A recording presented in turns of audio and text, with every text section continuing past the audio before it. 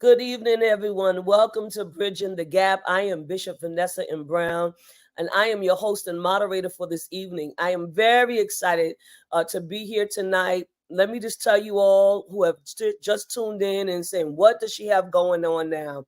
So, Bridging the Gap curates conversations with faith leaders and activists and social justice warriors, and we focus on addressing HIV, sexual health, and human sexuality from a faith-based perspective. We also provide information on combating religious oppression that seriously impacts the sexual health of Black and Brown people, how the Black church can become more invested in HIV prevention and awareness, human sexuality, bodily autonomy, as well as unpack some of the medical mistrust and traumas that continue to plague the Black community. And so I was asked by the HIV Trials Network to become an ambassador. And I know so many people that I could have this conversation with. And I said, okay, I can do this. I will sit down and I will talk with all the people that I know. And then even some people that I don't know about this. Well, one, not because the HIV Vaccine Trial Network asked me to be an ambassador, but because I know that the numbers are rising. And today, I believe that we have an expert in our mix, an expert in his craft, and I want to bring him on. It is, I call him Pastor Jeffrey Campbell. Everybody else say Jeffrey Campbell, but he's going to always be a pastor to me. I've known him for about 17 years. That's about as long as I've been a part of the fellowship, 17 or 18 years. And Jeffrey is a brilliant man. And so I want to bring him to you. I'm going to let him introduce himself. And then I am going to ask him some questions regarding HIV, people living with HIV, and what is happening in the current climate right now. All right. Well, thank you, Bishop Vanessa. It is my pleasure to be in this space with you today. Thank you for asking me. I am excited about the work that you are doing, particularly in regards to sexual health and well-being, HIV, and the HIV vaccine as an ambassador. That's wonderful. As for me, I've been doing this work probably for about 25 years now. And when I say this work, I'm talking about the work related to HIV prevention, getting individuals linked to care, and the overall work to bring an end to the HIV epidemic. And currently, I serve as the Chief Executive Officer at Allies in Hope here in Houston, Texas. We are formerly AIDS Foundation Houston, and just last year we rebranded. And I hope we have an opportunity to talk about why we chose to rebrand. Absolutely. Here in Houston, and I too am concerned about the continued rise in new diagnoses related to HIV, particularly among African American and Hispanic Latino individuals. Yeah. And so that starts off my question. In your guesstimation, because you have been doing this work for 25 years, which started 30 years ago. So we were 5 years into it when you got your feet on the ground and started running. You probably were doing something before that. But as I'm sitting here talking to you, I want to know, what in your guesstimation do you think is causing the numbers to rise at this point? Well, I one of the things that I'm clear about it is that it is not one particular thing.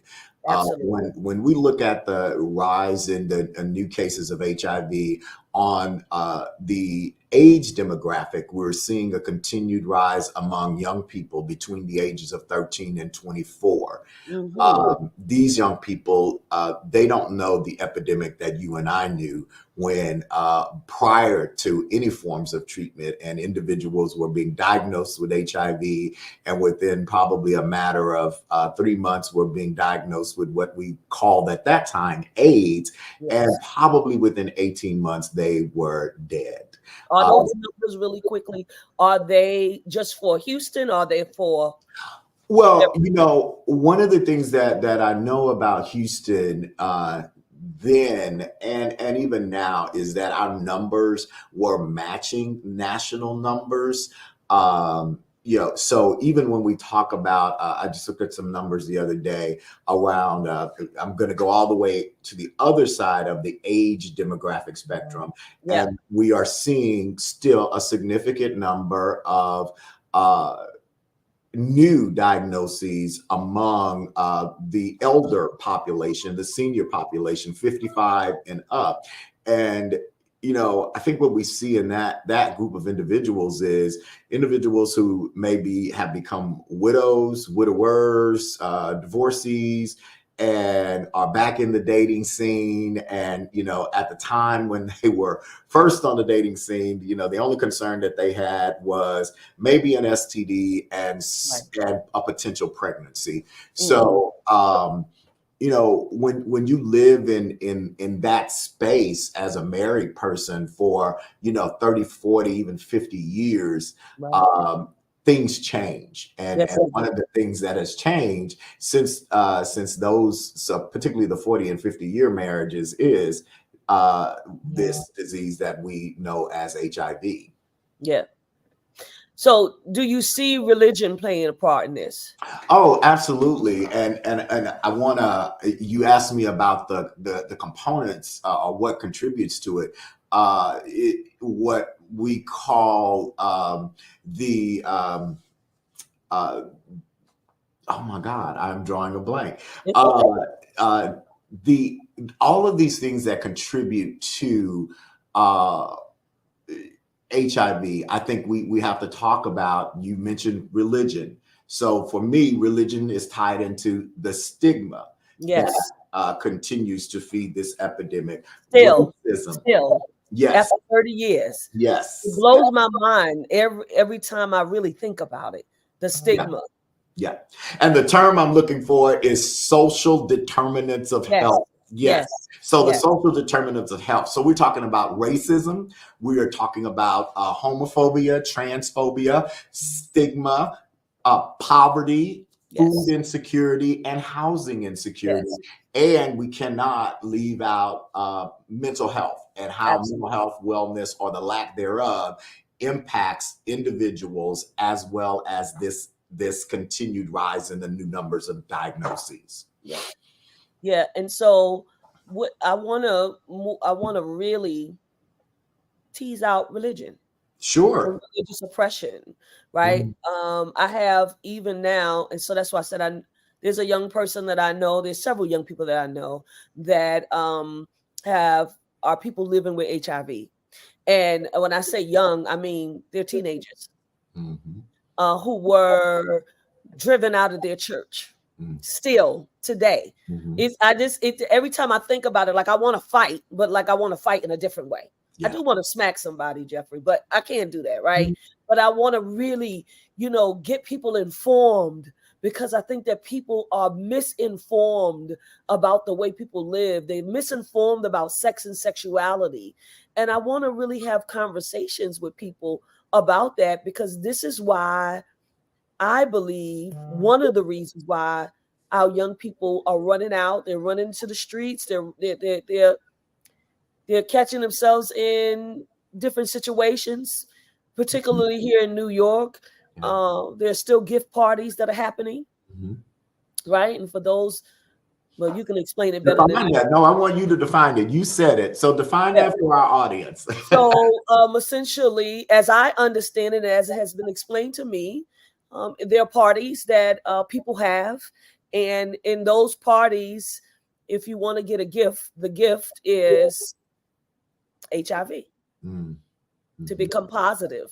And let me just tell you why they've told me, and so you can correct me when I'm wrong. And I'm told that in New York City, you can get on Medicaid, and if you get on Medicaid, they can give you all of the health care that you need for free. But also, there are some housing things, right? Because a lot of people are living on the streets or living with other people, whatever the situation is, and they have to get their own space. And if you are positive, then you could get a place for, almost no money. Right. And thank you thank you for sharing that. And I can tell you and tell our listeners that is not the case in Texas. So here in Texas, we do not even have Medicaid expansion. I will say this, and again, these are about the numbers, the demographics. When we look at the New York and San Francisco, New York City and San Francisco and LA and Chicago, those are the cities when we look at Houston's demographics and we look at the HIV demographics, Houston has not made a significant dent in the number of new diagnoses over the last 10 years. We're still standing at about 1,200 new diagnoses a year. So we're, as is, we are the largest city in the state of Texas. We have the largest number of new diagnoses in the state of Texas. And we have a rate of diagnoses that is significantly above New York, San Francisco, and LA.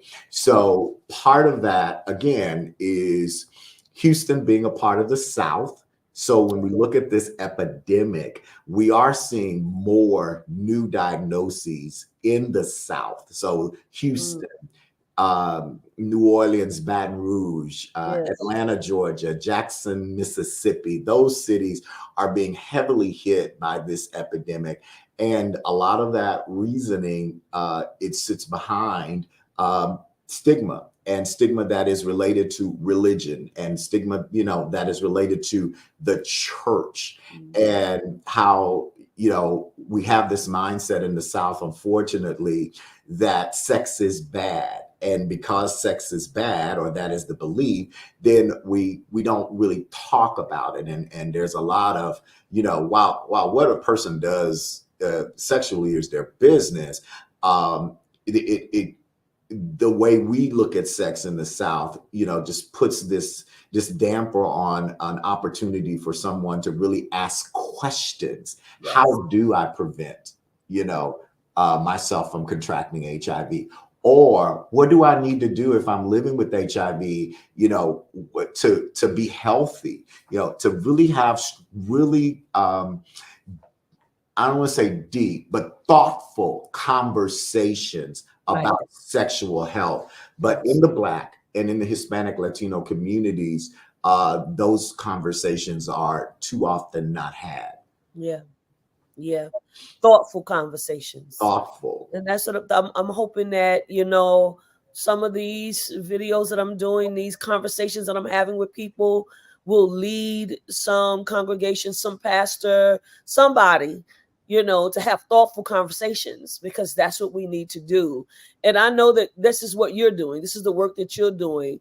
Allies in Hope. Tell us a little bit about that. Sure. So Allies in Hope, we are the state's oldest HIV prevention organization. We're going into our 43rd year. Wow. Yeah, so we started, this organization started as a committee of individuals that were working at MD Anderson Cancer Center at the very beginning of the epidemic. And they came together to try to figure out how could they support individuals who basically at that time were dying. Sure. And so, over the course of this organization's existence, we've had a few names.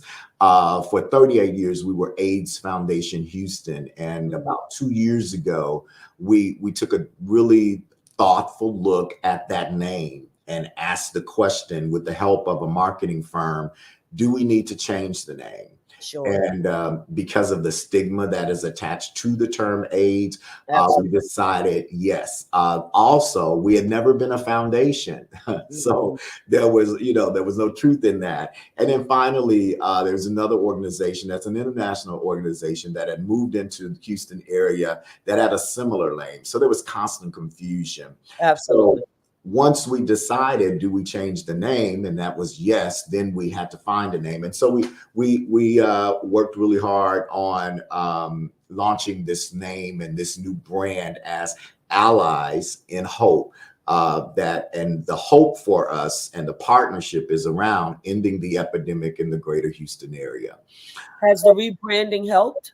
the rebranding has helped. And let me tell you where I believe it has helped. And when I talk to people, I hear this. It is among those that are most vulnerable for the acquisition of HIV, and that's in our Hispanic, Latino, and our African American communities. Because we've had people when we were AIDS Foundation Houston to refuse services. We've had unhoused people to say, no, I do not want housing from this organization But because why? of the name, because of the name Because AIDS, of the name. because of the name, because people have refused services. And so it was important for us to become this organization that more people felt comfortable with being connected to, whether they were living with HIV or if they were HIV negative and wanted to be on PrEP. We do housing for people living with HIV as well as people who are vulnerable for the acquisition. We do a food pantry. We have PrEP. We have a PrEP clinic. We do rapid start ART for people who are newly diagnosed or people who have been out of care for a year or more. And we have linkages to mental health services, and we have licensed chemical dependency counselors. So it's really, Allies in Hope really provides a significant level of wraparound services for individuals, and particularly those who are living at some stage of poverty. Yeah. And how can people support Allies at Hope? That's a great question. So, as a CEO, I have to say that as a nonprofit, we're always in need of financial support. We get money from, government related grants and so forth to move the work that we do. However, there's always that extra stuff that we need to do that grants won't always cover. And so being able to support Allies in Hope, you can go online to AIHHouston.org. And there's a place there where you can give. And I encourage individuals to not just make it a one-time gift, but do some level of consistent giving, understanding that this work really is that we're doing is to end the epidemic. And we need that level of support. Wanted to make sure that we said something about Allies in Hope, but I also want to ask you this question. Yeah. What do you think? One of the things you already said, you said have thoughtful conversations. Yeah. But if churches could do anything else, what would you recommend that churches do to stem the tide that is happening in terms of the increase in numbers? Sure. So I think that it's important for churches to do a few things. One is particularly Black churches. Yes, absolutely. Is ensure that you are connected to an HIV prevention service organization. Like Allies in Hope. Like Allies in Hope. That's right. That can, one, come in and educate your leadership on the 2024 version of HIV. Love that. Rather than going back 43, 44, 45 years and saying words that we don't even use anymore, and just misappropriating things and basically scaring people. Yes. And that's not just about HIV. That's also about overall sexual health and gender identity. Those things are important. So getting connected to an organization like Allies in Hope to help empower your leadership. That's one. Being connected to Allies in Hope and having us to come in and educate your membership, to provide HIV testing, to get individuals connected to PrEP as a preventative measure for preventing HIV. All of those things are important, and the organizations are here in your communities to do this work in partnership with you. I like that collaboration, and I think it's important. Just as a pastor myself, we don't know everything. Yeah. That's the thing that we have to get out of our mind. We don't know everything, but there are people that we can collaborate with, and like you said, either have come in or have our whole leadership team come to you all, and have you all train us, in the ways in which we should be speaking and how we should be acting, and all of the materials that we need to help with this. And I think that it is very important that this is done across the board in every state.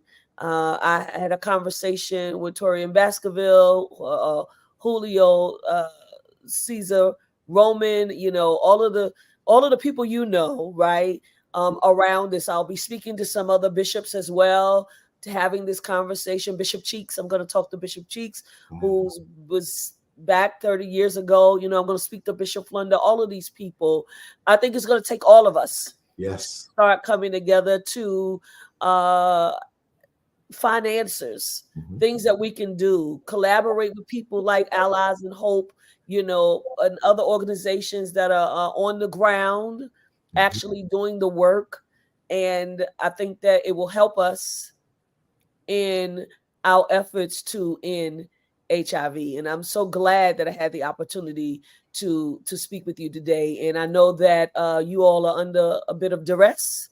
That's what I'll call it, from Hurricane Beryl. Yeah. But I appreciate your support in coming on to the show. And so if there are any last minute words that you want to give to those that will be listening to this, what would you say? Yeah. So thank you for that. And thank you for this opportunity. It is important, particularly for Black folks and Hispanic Latino individuals, whether you work in this field or not, you need to know something about HIV.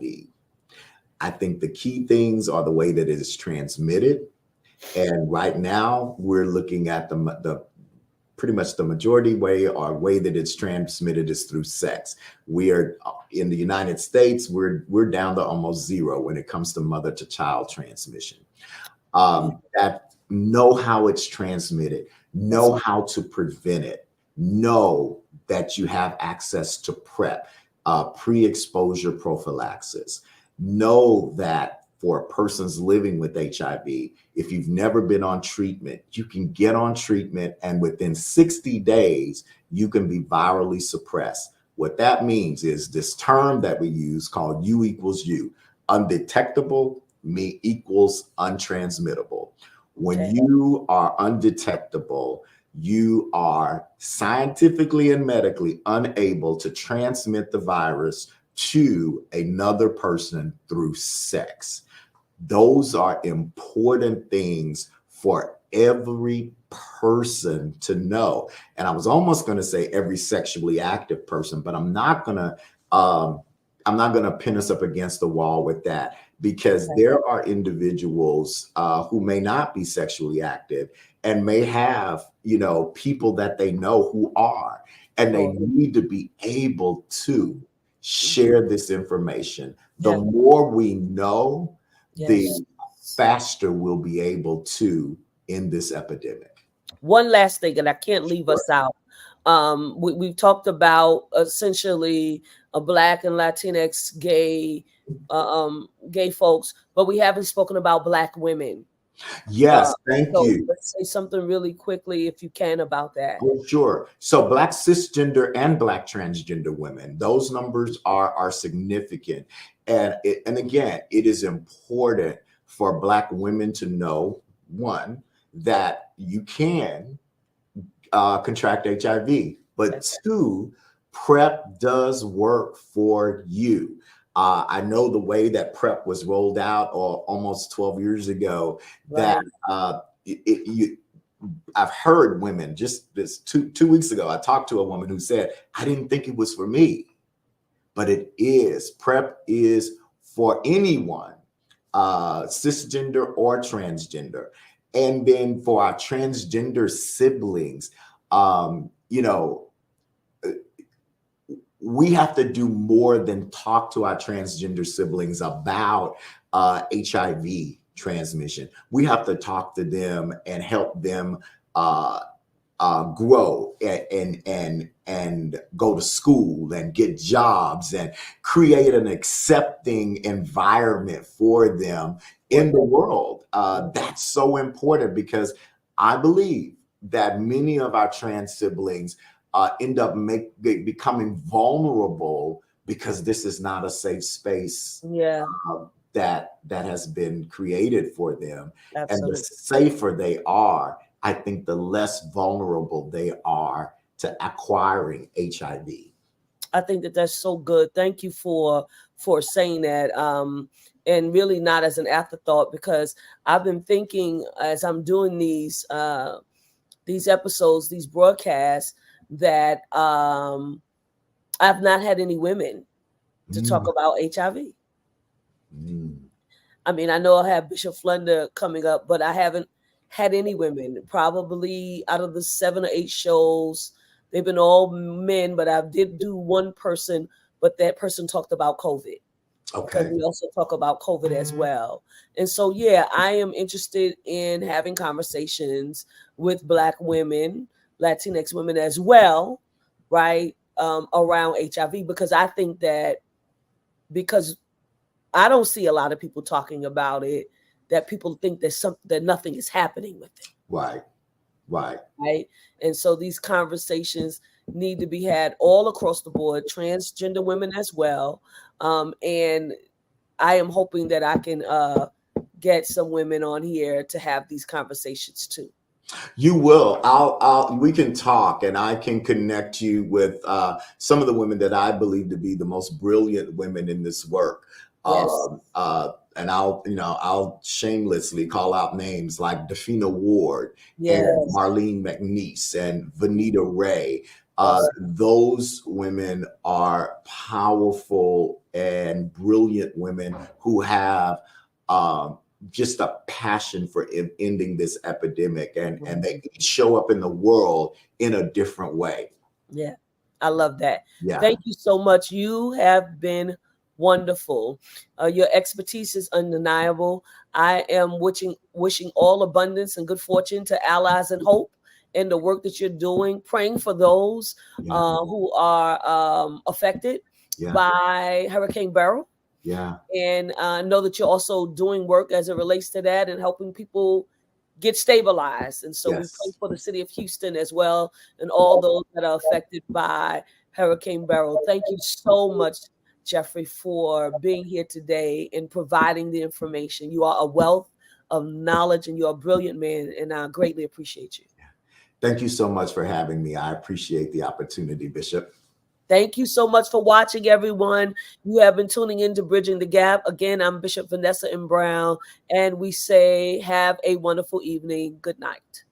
Good night.